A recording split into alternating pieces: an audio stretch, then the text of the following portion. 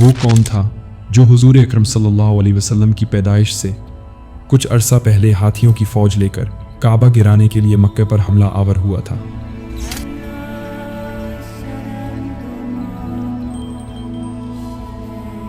नबी पाक सल्लल्लाहु अलैहि वसल्लम के दादा अब्दुल मुत्तलिब ने काबा पर हमला आवर फौज के कमांडर को आखिर ऐसा क्या कहा था जो वो हैरान और परेशान हो गया।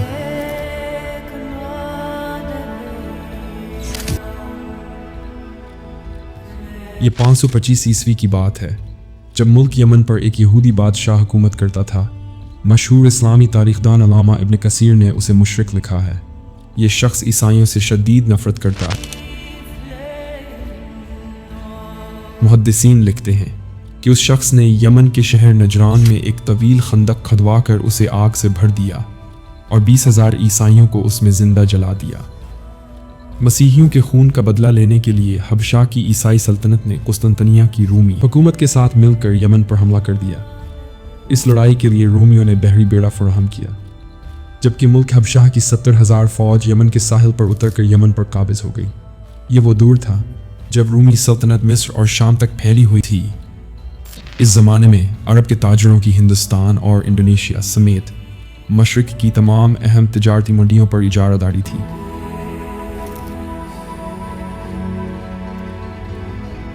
रूमी सल्तनत अरबों की इस इजारादारी को ख़त्म करना चाहती थी। यमन पर हमला करने वाली फ़ौज के 2 जंगी कमांडर थे, जिनमें से एक का नाम अब्रहा और दूसरे का अरियात था। लेकिन फिर ये दोनों आपस में लड़ पड़े। मुकाबले में अरियात मारा गया और अब्रहा मुल्क पर काबिज हो गया।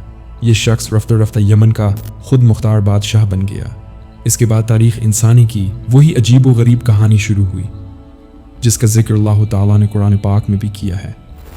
अब्रहा को खाने काबा के बारे में बताया गया कि अरब के शहर में एक ऐसी इमारत है जिसको लोग मुक़द्दस समझते हैं और दूर दराज से इसका तवाफ़ करने आते हैं।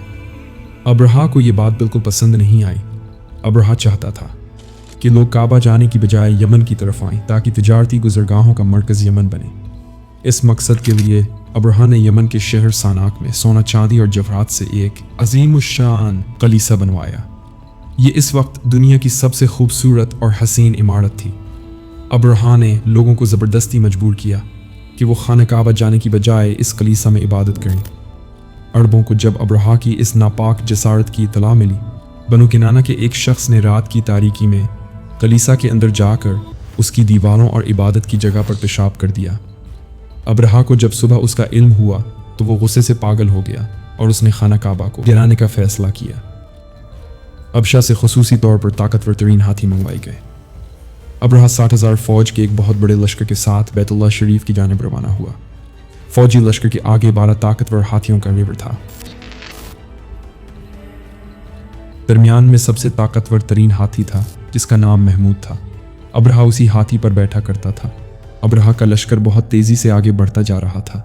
पूरे अरब में कोई ऐसी ताकत नहीं थी जो अब्रहा को रोक सकती।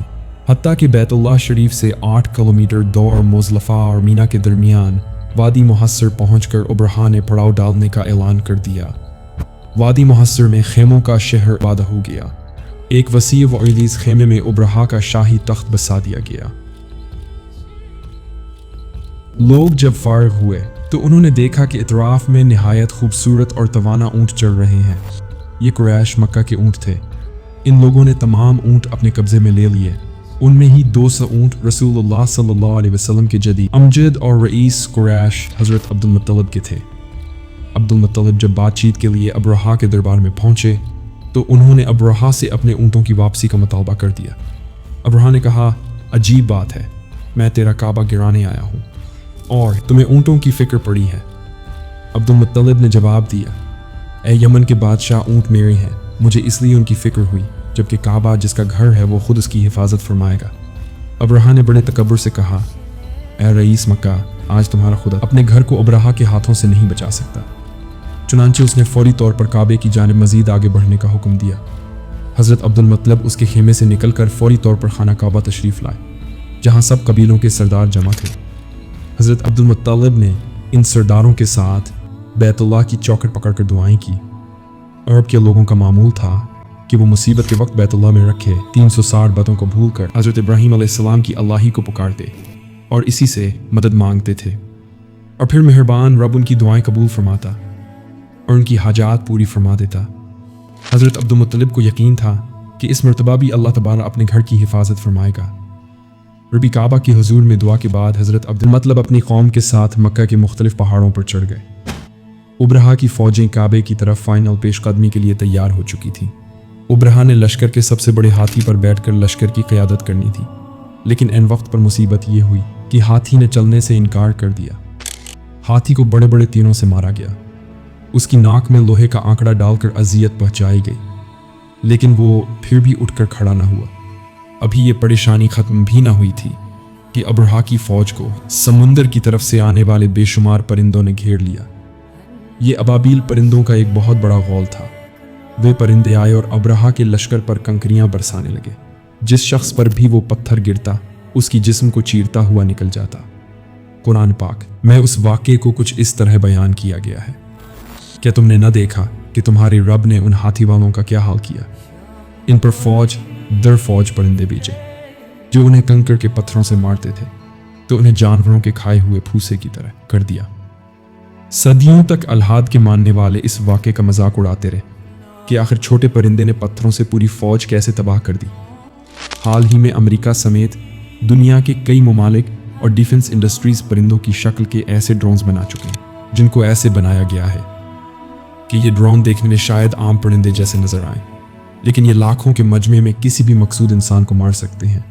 लेकिन कुरान पाक में जिन परिंदों का जिक्र किया गया है वो शायद हमारे आज के इन परिंदा नुमा ड्रोन्स से भी बहुत एडवांस थे।